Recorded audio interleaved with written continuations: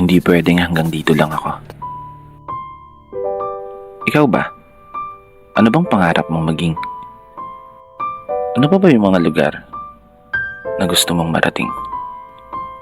Ano pa ba yung mga bagay na hangad mong gawin? At ano ba ang laman ng palagi mong hiling?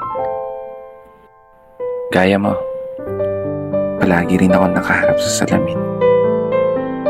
Pinakatititigan ng gusto yung sariling tumitingin. Kinakausap, tinatanong, sinisilip ang angking galing. Baka sakaling biglang magising yung ako na gusto kong maging. Yung ako na may malayo ng narating.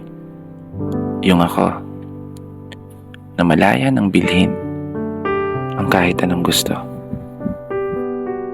Sariling bahay, sariling sasakyan, sariling negosyo. Isang ako sa katauhan ng isang tagumpay na tao. Isang ako na tumama sa loto. Hindi naman tumataya. Pero seryoso, ang sarap siguro ng buhay natin, no? Pag naabot mo na yung mga pangarap mo. Kapag nagawa mo ng mapasa kamay lahat ng mga hinahangad mo sa mundong to, at magiging isang kwento na lang yung kung paano at ano yung mga pinagdaanan mo. Isang kwento na maibabahagi mo sa ibang mga tao. Kaya naman, habang nandito tayo sa proseso, wag na wag mong susukuan yung mga pangarap mo. Kapag dumating ka man sa punto na palagi kang talo,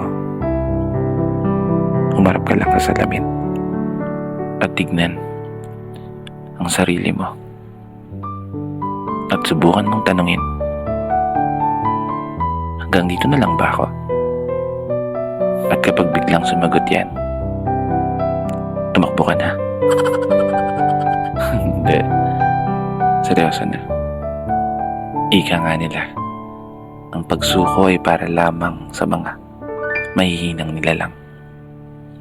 Kinaya nga ng iba, kaya panigurado, kaya mo yan. Magtatagumpay ka. Dito na nagtatapos. Kaya isang pagpupugay para sa lahat ng mga tao na patuloy sumasabay sa hamon ng buhay. Ako nga po pala si Brother Matt at ito ang aking munting tula. Sana nagustuhan niyo.